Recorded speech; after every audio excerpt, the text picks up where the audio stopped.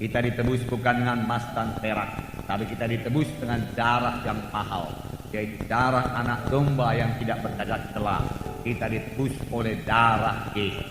Biarlah kita bersyukur, biarlah kita berterima kasih, tidak berhentinya kepada Tuhan atas anugerah karunia Tuhan yang begitu limpah, saudaraku. Hingga kita pun disebut anak-anak Allah dan tidak masuk dalam hukuman, tetapi telah beroleh hidup yang kekal. Amin, saudara.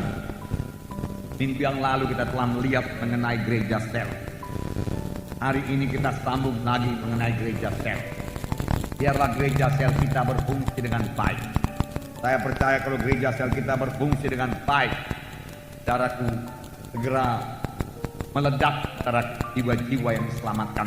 Itu banyak jiwa-jiwa akan diselamatkan kalau semua sel grup berfungsi dengan baik, berfungsi dengan baik. Nah, saya bacakan kepada saudara dasar firman Tuhan tentang gereja sel. Jadi gereja sel ini bukan karangan kita, bukan karangan saya, bukan karangan kita, tetapi ini adalah Alkitabiah, seturut dengan firman Tuhan. Yang pertama dasarnya yaitu Tuhan Yesus memilih 12 orang murid. Tuhan Yesus tidak memilih 100 orang murid. Tuhan Yesus tidak memilih 1000 orang murid.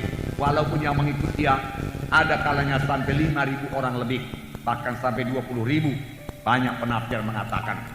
Tetapi dia memilih 12 orang muridnya untuk dijadikan murid, untuk bersama-sama dengan dia. Tertulis dalam Markus pasal 3 ayat 13 sampai 15. Saya membacakan kepada saudara.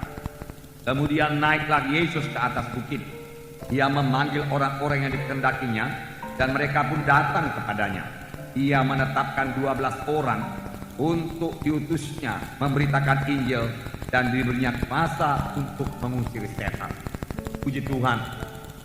Tuhan naik ke atas bukit. Ia memanggil orang-orang yang dikehendakinya. Ia menetapkan 12 orang, bukan pula 20 orang, 12 orang.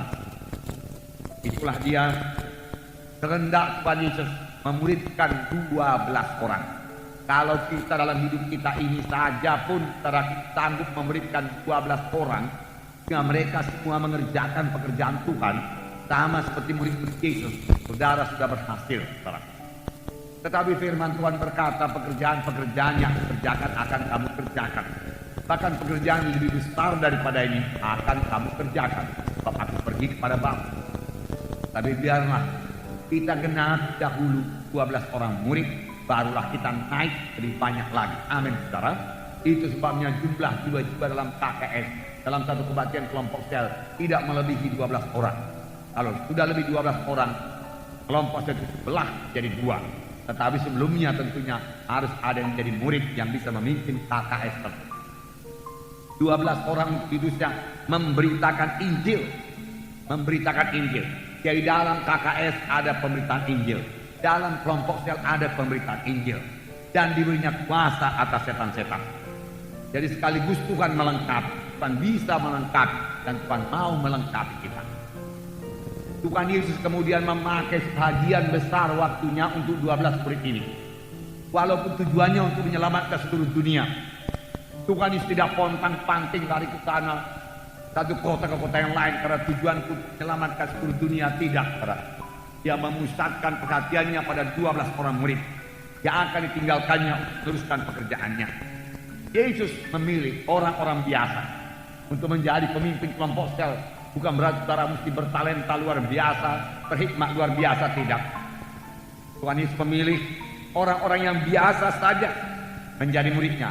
Kenapa? Karena Tuhan Yesus lebih mementingkan penyerahan diri daripada kesanggupan. Kesanggupan bisa diberikan Tuhan, tapi penyerahan diri seseorang kepada Tuhan tidak bisa dipaksakan Tuhan. Itulah dari diri kita sendiri. Tapi saya percaya siapa yang menyerahkan diri kepada Tuhan akan diberkati Tuhan, akan dipakai Tuhan, akan dilengkapi Tuhan. Amin, saudara. Puji Tuhan. Kita lihat lagi yang kedua dasarnya, yaitu dari gereja pertama. Sidang pertama bertemu di rumah-rumah. Yang pertama bertemu di rumah-rumah, juga pada waktu itu sekali-sekali dia masih ke bait Allah. Jadi dalam kelompok-kelompok yang kecil, bukan kelompok yang besar kalau rumah-rumah. Rumah sekarang pun tidak begitu besar, apalagi rumah zaman dulu. Ya, kalau muat 12 orang sudah besar lagi sekarang. Nah, Kisah 2:46-47 berkata, dengan bertekun dan dengan sehati mereka berkumpul tiap-tiap hari dalam bait Allah. Mereka memecahkan roti di rumah masing-masing secara bergilir dan makan bersama-sama dengan gembira dan dengan tulus hati dan sambil memuji Allah. Dan mereka disukai semua orang. Dan tiap-tiap hari Tuhan menambah jumlah mereka dengan orang yang selamatkan. Nah, dengarkan baik-baik. Mereka masih berkumpul di bait Allah. Kita juga masih kebaktian minggu seperti ini. Ada kebaktian pemuda-pemudi, ada kebaktian kaum bapak, kaum ibu, dan lain seterusnya, ada 2 syafaat. Tetapi di samping itu mereka juga bertemu di rumah-rumah. Apakah mereka perbuat di rumah-rumah? Ini dikatakan mereka bersama-sama makan dengan gembira. Dengan gembira, amin saudara. Dalam KKS harus ada kegembiraan, harus ada gembira dalam KKS. Kemudian dengan tulus hati sambil memuji Allah. Jadi dalam KKS ada pujian kepada Tuhan, ada persekutuan dengan Tuhan, ada kegembiraan, ada sukacita dalam KKS, ada persekutuan satu sama lain dalam KKS. Saudaraku, itu bukan persekutuan doa, itu bukan hanya penelahan Alkitab, bukan. Itu lebih daripada hal-hal tersebut. Itu adalah persaudaraan, keluarga Allah. Amin, saudara. Kita keluarga Allah. Minggu yang lalu kita dengarkan firman Tuhan mengenai ini. Jadi ada pujian kepada Tuhan, ada kegembiraan. Oleh sebab itu, saudara-saudara pemimpin KKS, saya nasihatkan saudara sebelum melayani berdoa dulu. Amin, saudara. Sampai Roh Kudus memenuhkan saudara. Sampai roh sukacita memenuhkan saudara, roh kasih Tuhan memenuhkan saudara, hingga saudara datang ke KKS, saudara mengasihi jiwa-jiwa. Haleluya. Nah, dan tiap-tiap hari Tuhan menambah jumlahnya dengan orang yang beroleh selamat. Tiap-tiap hari Tuhan menambah jumlahnya. Kita masih minta 1 jiwa per minggu per KKS. Tapi mereka beroleh tiap-tiap hari Tuhan tambahkan, karena tiap-tiap hari mereka kebaktian. Nanti kita baca, ya. Karena dikatakan dengan bertekun dan dengan sehati mereka berkumpul tiap-tiap hari. Wah, luar biasa kelompok sel mereka. Tiap-tiap hari kumpul, tiap-tiap hari juga datang. Amin, saudara. Barangkali kalau kita laksanakan demikian, kita juga beroleh tiap-tiap hari. Puji Tuhan. Tetapi, saudaraku, 1 jiwa per KKS per minggu, saudaraku, sudah cukup luar biasa. Saudaraku, jiwa-jiwa akan bertambah. Percayalah ini, saudaraku. Nah, hari ini kita akan lihat nanti bagaimana pula kita menginjil. Tapi saya bacakan dulu dasar-dasarnya ini. Kisah 5:42 berkata, dan setiap hari mereka melanjutkan pengajaran mereka di bait Allah dan di rumah-rumah orang, dan memberitakan Injil tentang Yesus adalah Mesias. Yaitu di rumah-rumah, yaitu di rumah-rumah juga ada pengajaran, di rumah-rumah ada pemuritan. Amin. Tujuan daripada KKS supaya jiwa-jiwa menjadi murid dalam KKS. Kisah 20 ayat 20 saya bacakan. Sungguh pun demikian, aku tidak pernah melalaikan apa yang berguna bagi kamu. Ini Paulus berkata, aku tidak melalaikan apa yang berguna bagi kamu. Aku ajarkan semua. Semua aku beritakan dan aku ajarkan kepada kamu, baik di muka umum maupun dalam perkumpulan-perkumpulan di rumah kamu. Dalam perkumpulan-perkumpulan di rumah kamu. Jadi sudah cukup banyak ayat saudaraku menerangkan bahwasanya mereka bertemu di rumah-rumah. Di rumah-rumah. Puji Tuhan. Gereja ini juga dimulai dalam pertemuan di rumah, saudaraku. Kemudian berkembang menjadi pertemuan besar di gereja, tetapi kemudian kembali lagi ke rumah-rumah untuk kebaktian kelompok sel. Roma 16 ayat 3 dan 5 berkata, sampaikan salam kepada Priska dan Aquila, teman-teman sekerjaku dalam Kristus Yesus. Salam juga kepada jemaat di rumah mereka. Jadi ada jemaat di rumah Aquila dan Priscilla. Ada jemaat, puji Tuhan, di daerah Aquila dan Priscilla diberkati Tuhan, karena mereka menampung sidang Tuhan di rumahnya. Lalu dalam rumah itu hadir Roh Kudus, hadir kuasa Tuhan, sama sebagaimana rumah Obed-Edom diberkati dalam segala perkara karena dia menampung bait Allah di situ. Nah, saudaraku yang kekasih dalam nama Yesus, salam kepada Epenetus, saudara yang kekasihi, yang adalah buah pertama untuk daerah Asia untuk Kristus. Jadi Paulus ini mengenal siapa yang buah sulung dia kenal, siapa jiwa dewasa dia kenal, siapa jiwa yang muda-muda selamat dia kenal. Salam kepada Epenetus, buah sulung, jiwa dewasa, ya, yang pertama selamat di Asia. Pemimpin KKS harus mengenal semua anggotanya, mana bayi-bayi rohani, mana anak-anak, mana yang sudah dewasa. Yang anak-anak dijadikan bertambah besar. Menjadi anak muda lah kita katakan. Yang anak muda jadikan saudaraku menjadi jiwa dewasa.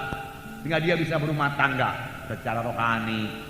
Yaitu dia bisa membentuk rumah tangga yang berarti membentuk KKS yang baru. Amin saudara. Ya, haleluya. Yang ketiga, mengapa perlu KKS ini? Ya, tidak seorang pun mempunyai seluruh karunia-karunia Tuhan. Tuhan mau memberikan karunia-Nya supaya saudara minta, supaya saudara merindu.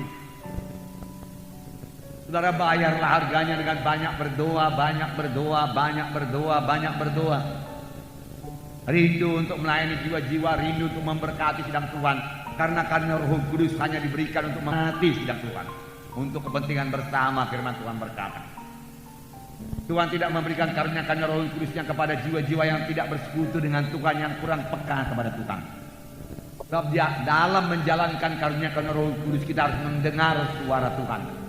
Untuk itu perlu persekutuan dengan Tuhan, perlu persekutuan yang dicapai dengan doa kepada Tuhan, doa kepada Tuhan. Tetapi tidak ada seorang pun punya 9 karunia. Hanya Tuhan Yesus yang punya seluruh karunia-karunia Roh Kudus. Kepada seorang dikaruniakan karunia menyembuhkan, yang lain karunia nubuat, yang lain karunia mengartikan makna nubuat, karunia hikmat, dan seterusnya. Tetapi kalau itu digabung maka itu menjadi lengkap. 1 Korintus 12 ayat 4 dan ayat 7 dan ayat 12 dan ayat 27. Saya bacakan kepada saudara. Ada rupa-rupa karunia tetapi satu roh. Banyak karunia tapi Roh Kudus yang mengerjakan. Tetapi kepada tiap-tiap orang dikaruniakan pernyataan roh untuk kepentingan bersama, untuk kepentingan sidang. Saudara berbahasa roh untuk kepentingan sidang. Saudara beroleh karunia hikmat untuk kepentingan sidang. Saudara beroleh karunia nubuat untuk kepentingan sidang. Tuhan mau memberikan. Kalau untuk kepentingan saudara sendiri, Tuhan tidak memberikan. Tuhan memberikan karunia menyembuhkan bagi saudara, bukan supaya saudara dapat nama besar, jadi penginjil besar, pendeta besar. Saudara itu akan membawa kepada keruntuhan saudara sendiri. Tetapi untuk menolong jiwa-jiwa. Memang saudara terbeban buat jiwa-jiwa yang sakit. Ah Tuhan, kasihan kali dia sakit Tuhan. Kalau boleh aku yang menanggung penyakitnya. Itu yang dikatakan saudaraku Kathryn Kuhlman selalu. Berikan aja penyakitnya sama aku Tuhan supaya dia sembuh. Dia mau menanggung penyakit orang lain. Tapi Tuhan berkata kepada yang tidak perlu engkau tanggung Kathryn Kuhlman, aku sudah menanggungnya. Aku hanya memberikan kepadamu karunia menyembuhkan. Kalau dia meletakkan tangan, penyakit sembuh. Meletakkan tangan, penyakit sembuh. Meletakkan tangan, penyakit sembuh. Meletakkan tangan, penyakit sembuh. Amin saudara. Dan sampai sekarang Tuhan Yesus tidak berubah. Dia masih menyembuhkan. Dan dia memakai sidangnya, memakai gerejanya. Dahulu waktu Tuhan Yesus di bumi ini, dia memakai tubuhnya untuk melayani, untuk letakkan tangan pada orang sakit, orang sembuh. Sekarang dia memakai tubuhnya juga, anggota tubuhnya, yaitu saudara dan saya. Amin saudara. Jadi Tuhan mau memakai saudara, mau memakai saya. Sepanjang saudara mau membayar harganya dengan hidup suci, menyangkal diri, dan banyak bersekutu dengan Tuhan. Amin saudara. Itu perlu penyangkalan diri. Bayar harganya, saudara. Karena sama seperti tubuh itu satu dan anggota-anggotanya banyak, dan segala anggota itu sekalipun banyak merupakan satu tubuh, demikian pula Kristus. Banyak anggota tubuh Kristus, saudaraku, kitalah anggota-anggota tubuhnya. Kamu semua adalah tubuh Kristus dan kamu masing-masing adalah anggotanya. Jadi ada tempat saudara dalam tubuh Kristus. Saudara sudah dipilih, saudaraku, ada tempat dalam tubuh Kristus. Berarti ada pelayanan dalam tubuh Kristus. Tidak ada satupun anggota tubuh saya ini yang bebas daripada pelayanan. Semua melayani. Amin saudara. Semua melayani. Nah, itu dasarnya. Yang sekarang saya mau terangkan lagi kepada saudara bagaimana menginjil dalam kelompok sel. Supaya penginjilan kita berhasil. Berhasil membawa satu jiwa, satu KKS, satu minggu. Satu jiwa tiap-tiap KKS dalam tiap-tiap minggu.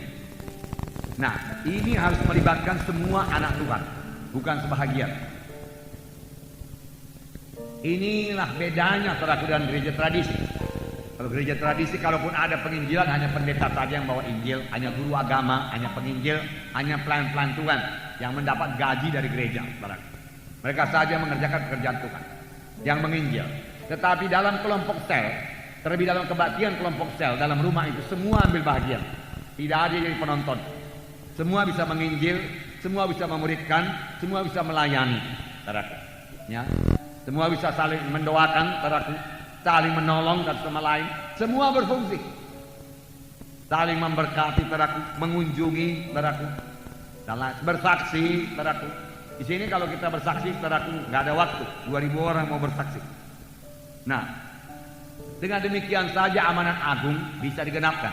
Kalau hanya pendeta-pendeta saja menginjil, perintah agung tidak akan pernah genap. 1000 tahun lagi pun tidak, saudaraku, bahkan tambah gagal. Firman Tuhan berkata, Tuhan tidak akan datang sebelum segala suku, bangsa, dan bahasa mendengarkan Injil Tuhan. Jalannya bagaimana? KKS berbelah, KKS berbelah, KKS berbelah. Saya katakan minggu yang lalu, maunya kota Medan dipenuhi dengan KKS, KKS, KKS, KKS, saudara. Sehingga Tuhan hadir dalam rumah sana, rumah sini, rumah sana, rumah sini. Maunya jaraknya begitu dekat sehingga seolah-olah kedengaran suara nyanyi di sini dengan suara nyanyi di sana. Saya percaya itu menjadi terang Tuhan di tengah-tengah kota Medan. Mercusuar doa disampaikan di seluruh kota Medan. Lalu Tuhan pasti memberkati kota Medan. Roh Kudus pasti dicurahkan untuk kota Medan, saudara. Dan langit terbuka buat kota Medan. Amin, saudara. Langit terbuka buat kota Medan. Orang berkata di Seoul sana, Korea, gampang sekali menginjil, dia katakan. Tidak heran karena Choi Yong Lim memenuhkan, saudaraku, kota Seoul dengan KKS, KKS, KKS, KKS. Saudara, KKS-nya, saudaraku, puluhan ribu, saudaraku. Boleh jadi sudah 100.000. Saya nggak tahu bagaimana dia mengadakan pertemuan pemimpin KKS, saudaraku. Boleh jadi sudah diwilayahkan, ya, 100.000, saudaraku. Karena anggota mendekati 1 juta. Nah, sudah menyebar seluruh kota Seoul. Lalu gereja lain pun dapat berkat. Gereja-gereja di sana juga dapat jiwa-jiwa selamat. Lalu gereja lain juga menjadi gereja yang besar-besar. Biasa di Korea, kalau anggota gereja 5.000, gereja-gereja besar di sana membawa kemuliaan bagi Tuhan. Amin, saudara. Puji Tuhan. Di sini juga tidak mustahil itu terjadi, saudara.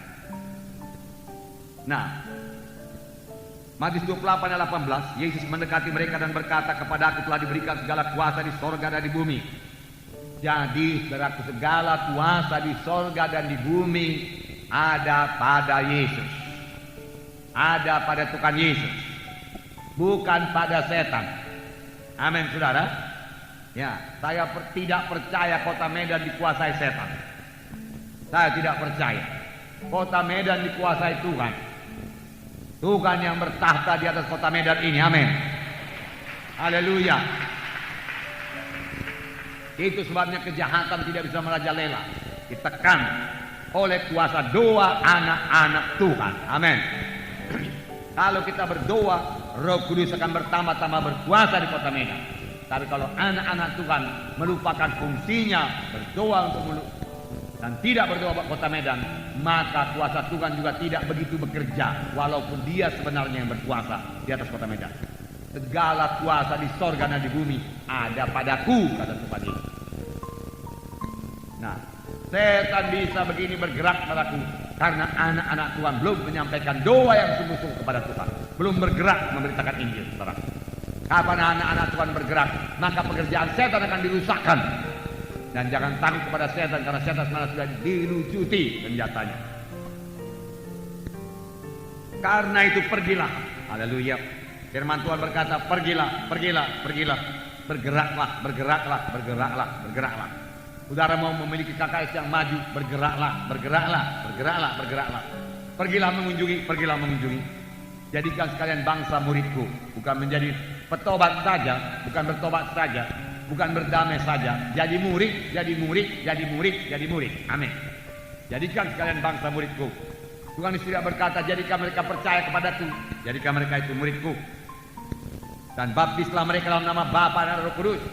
Kita juga membaptis mereka. Tanggal 5 ini ada baptisan, saudaraku, di Jalan Pancing. Saudara, amin, saudara? Di Jalan Pancing. Tidak di Medan Kota, karena Medan Kota lagi renovasi, saudara. Baptislah mereka dalam nama Bapa, Anak, dan Roh Kudus, dan ajarlah mereka itu melakukan segala sesuatu yang perintahkan kepadamu. Ketahuilah aku menyertai kamu senantiasa sampai kepada akhir zaman. Ajarlah mereka itu. Jadi ada mengajar mereka lagi. Dalam KKS ini semua dilaksanakan. Yohanes 15 ayat 16. Bukan kamu yang memilih aku yang memilih kamu. Tuhan yang memilih saudara. Amin, saudara. Saudara selamat, saudaraku, bukan karena saya memilih saudara. Tuhan yang memanggil saudara. Jalannya macam-macam. Ada melalui penyakit, ada melalui sukacita. Ya, dia sukacita, dia bertemu dengan anak Tuhan bersaksi, dia bawa kepada kematian. Nah, saudara selamat di sini. Inilah dia rumah saudara. Amin. Inilah tempat saudara kebaktian. Amin. Inilah tudungan saudara. Inilah keluarga rohani saudara. Amin. Karena Tuhan memilih saudara di sini. Bertumbuhlah di sini sampai kepada maksud Tuhan. Dan aku telah menetapkan kamu. Ini berlaku bagi kita semua. Dia tidak berkata aku telah menetapkan kamu para pendeta. Enggak. Semua anak-anak Tuhan ditetapkan Tuhan untuk apa? Supaya kamu pergi dan menghasilkan buah.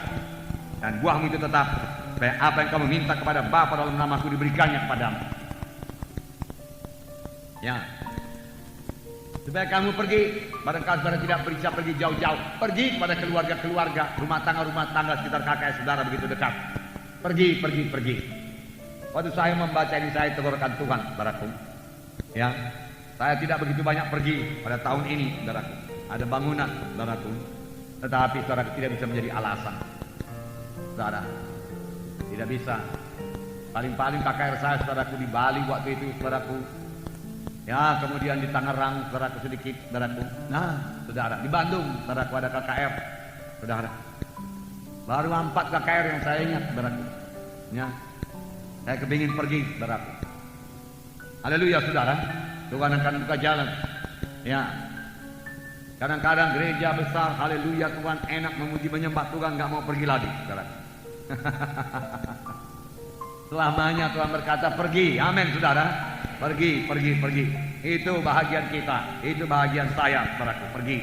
Memang pergi ini, saudaraku, banyak perjuangan, banyak pergumulan, muka dengan setan, saudaraku. Jadi harus berjaga-jaga dan berdoa. Nah, saudara, tapi membawa jiwa-jiwa kepada keselamatan, saudara. Itu pekerjaan yang besar yang dikehendaki Tuhan, yang membawa sukacita kepada Tuhan. Saya sebagai hamba Tuhan harus membuat Tuhan bersukacita. Dan kalau Tuhan bersukacita, saya pun bersukacita. Amin, saudara. Puji Tuhan. Nah, saudara boleh ikut kalau saya pergi, saudara. Haleluya. Yohanes 4:35-37. Bukankah kamu mengatakan 4 bulan lagi tibalah musim menuai? Tapi aku berkata kepadamu, lihatlah sekelilingmu, pandanglah ladang-ladang yang sudah menguning untuk matang, untuk dituai. Ladang-ladang sudah matang, ladang-ladang sudah menguning. Amin, saudara. Jadi kita harus bergerak menginjil. Sudah matang, sudah siap dituai. Inilah waktunya. Maka saya percaya saat inilah saat penuaian buat Tuhan. Ini saat kita menuai. Mari pakailah ini. Berdoa lebih dahulu kepada jiwa-jiwa kita, sampai doa kita itu didengarkan Tuhan. Satu pekerjaan Tuhan tidak akan berhasil kalau tidak disiram dengan doa. Kalau tidak disiram dengan doa.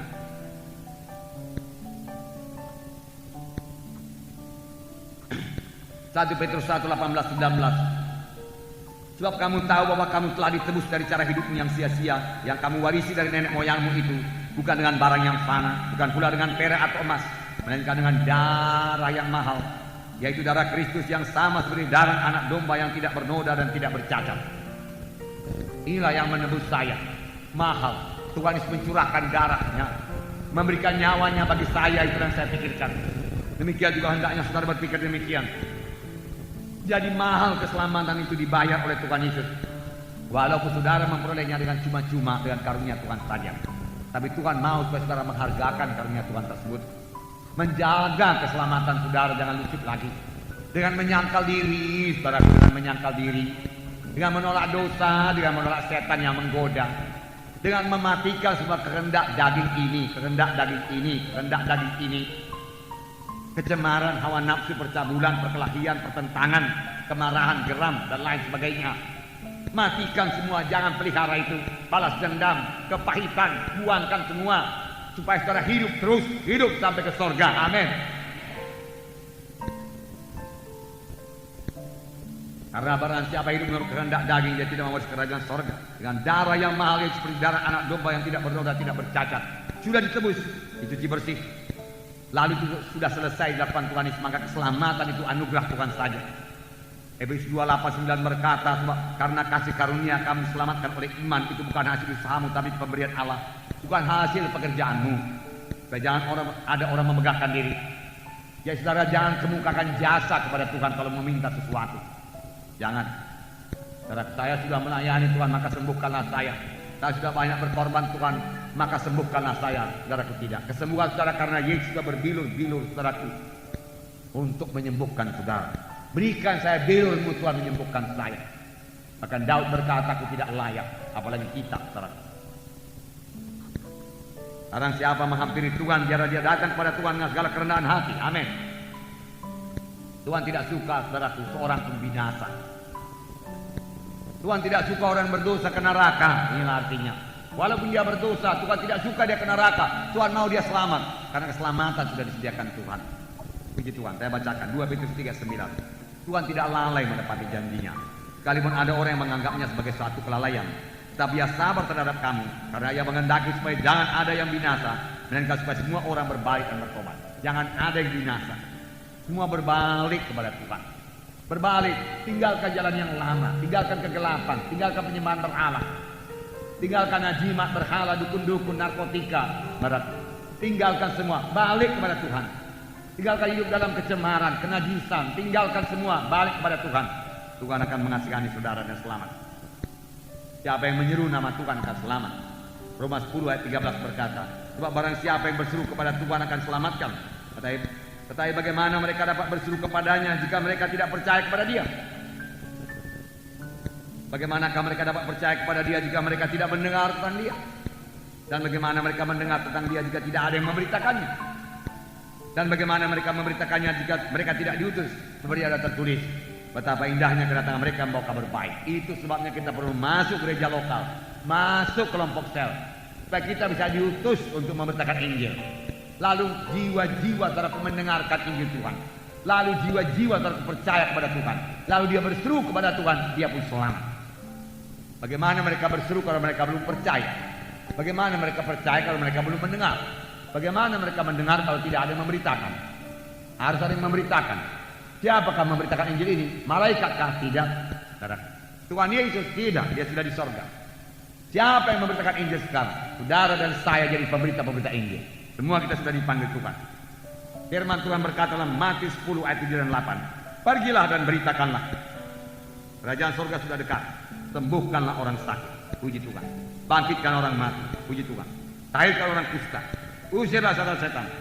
Kamu telah memperoleh dengan cuma-cuma, karena itu berikanlah pula dengan cuma-cuma. Perhatikan ini saudaraku. Pergilah dan beritakanlah. Pergilah dan beritakanlah. Pergilah dan beritakanlah. Pergilah dan beritakanlah. Amin saudara. Kita harus pergi dan memberitakan Injil. Dan kita memberi buah kepada Tuhan, melaksanakan kehendak Tuhan. Kemudian dikatakan sembuhkan orang sakit. Bagaimana caranya saudara berkata menyembuhkan orang sakit? Saudara bisa meletakkan tangan untuk orang sakit, dan firman Tuhan berkata orang itu akan sembuh. Bukan saudara yang menyembuhkan, Tuhan yang menyembuhkan. Amin. Aku meletakkan tangan untuk orang ini, Tuhan kau sembuhkan dia. Genapkan firman Tuhan. Dalam nama Yesus terima kesembuhan. Amin. Dalam nama Yesus setan keluar daripadanya. Dalam nama Yesus bebas daripada narkotika. Tanda orang percaya mereka meletakkan tangan orang sakit, orang itu sembuh. Amin. Kemudian bangkitkan orang mati. Bangkitkan orang mati. Bangkitkanlah saudaraku. Amin. Ya. Amin saudara. Filipus contohnya kisah 8:4-8. Dan Filipus pergi ke suatu kota di Samaria dan memberitakan Mesias kepada orang-orang di situ. Ketika orang banyak itu mendengar pemberitaan Filipus dan melihat tanda-tanda yang diadakannya, maka semua orang dengan budak hati menerima apa yang diberitakannya itu. Saudara mau tanda-tanda, beritakan. Jangan tanda dulu baru berita. Karena Tuhan meneguhkan berita kita dengan tanda-tanda. Lalu katakan kepada jiwa-jiwa yang sakit itu, saya akan berdoa supaya saudara sembuh. Tuhan Yesus yang menyembuhkan saudara, katakan. Lalu saudara berdoa meletakkan tangan dan bangkitkan orang itu dalam nama itu, maka tanda-tanda akan Tuhan berikan. Orang bertanya, mana tanda-tanda pelayanan saya? Tidak ada, karena saudara tidak bertindak. Mari saya letakkan tangan, sakit. Oh, mari saya doakan. Mari saya doakan. Boleh jadi jiwa baru dia segan minta supaya didoakan. Saudara menawarkan anugerah Tuhan, keselamatan dan kesembuhan dan kelepasan padanya. Amin. Mari setelah terikat narkotika, saya mau membebaskan saudara. Saya akan meletakkan tangan dan Tuhan membebaskan saudara. Maka tanda akan menyertai. Amin saudara. Tidak ada tanda karena saudara juga tidak tidak meminta, tidak mempraktekkan firman Tuhan, tapi jangan secara paksa. Amin. Nanti saudara mengunjungi jiwa-jiwa yang sudah saudara doakan sungguh-sungguh, boleh jadi 1 minggu saudara berdoa buat jiwa tersebut, tapi kelihatannya dia sama sekali tidak menerima Injil Tuhan. Tidak apa-apa, jangan paksakan memberitakan Injil Tuhan kalau mereka tidak mau. Amin. Tunggu kesempatan yang lebih baik. Berita Injil bukan secara paksaan, nanti Tuhan akan membuka jalan. Dan kalau saudara sudah mengunjungi dia, walaupun pada kunjungan itu tidak terjadi pemberitaan Injil, paling tidak saudara sudah bersahabat dengan dia. Jangan lupa tadi firman Tuhan berkata, mereka disukai oleh semua orang. Mereka disukai oleh semua orang. Saudaraku, semalam saya mendengar cerita. Saudara, ada satu jiwa di KKS, bukan di KKS, di Jalan Sumatera tempat dia juga masuk KKS. Dia sekelompok laki-laki, kalau saya tidak salah umurnya pun kira-kira 50-an 60 tahun. Saudara, lalu apa diperbuat Poisim ini? Poisim, saudara tahu manajer saudaraku Glove Factory, buruhnya juga lebih 1.000 orang. Ya. Tiap sore pulang dari kantor, dia singgah di rumah orang tersebut yang lumpuh itu. Saudara, yang keadaan ekonominya jauhlah di bawah Poisim ini.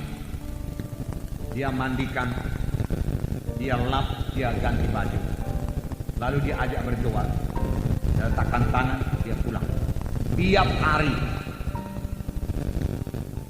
Famili-familinya heran semua melihat. Kita harus mengasihi jiwa-jiwa karena Tuhan Yesus mengasihi jiwa-jiwa. Sebenarnya pada waktu kita selamat, Tuhan mengubahkan hati kita dari mengasihi diri sendiri dan mengasihi orang lain. Ini dia kurang mampu dan kita rindu keselamatan mereka. Dia tunjukkan itu roh yang benar. Amin, saudara. Kalau itu belum terjadi, sebenarnya itu sudah ada lama heran. Tidak dikasih dibunuh oleh kehendak manusia, kehendak daging. Dia mandikan, dia lap, dia ganti baju, saudara. Jadi pada hari kebaktian kelompok saya tanpa memberitakan Injil, jangan terlalu berkhotbah. Tetapi saya yakin kalau dia ajak nanti ke gereja, menit untuk menerangkan firman Tuhan yang disampaikan pada hari ini, jalan Tuhan dan bagaimana mempraktekkan. Banyak cara memberitakan Injil, mau nikmat daripada lalu dalam fellowship tanyalah saya jiwa-jiwa. Biarlah kalau kita jadi Kristen suka jadi benci orang. Memang siapakah familimu yang belum selamat? Banyak. Siapakah keluarga-keluarga di rumah ini yang orang Parisi di sekitar rumah ini maka dia belum selamat? Rumah tangga yang tidak mau ada di setiap mereka. Siapa? Supaya kita doakan banyak yang bukan dikunjungi terus. Kalau dia jalan kaki didoakan paling sedikit 1 minggu didoakan. Amin, saudara. Supaya Roh Kudus turun kepada mereka itu. Banyak Tuhan telah memberikan kuasa dan doakan adalah gunanya Roh Kudus untuk mengurangi. Didoakan lebih dahulu. Dan ini harus diberitakan. Didoakan lebih dahulu. Amin, sampai menjadi. Didoakan lebih dahulu. Jadi tanyakan firman. Barulah Yesus dalam lembaran di bawah itu ditulis rencana penginjilan. Kami sudah berdoa buat jiwa-jiwa yang namanya tersebut di bawah ini. 1, 2, 3, 4 dan seterusnya. Kami sudah berdoa buat keluarga-keluarga yang tersebut namanya di bawah ini. Keluarga ini, keluarga itu, keluarga ini, keluarga ini. Amin, saudara. Lalu Roh Kudus akan turun kepada keluarga-keluarga tersebut karena kita sudah berdoa. Amin.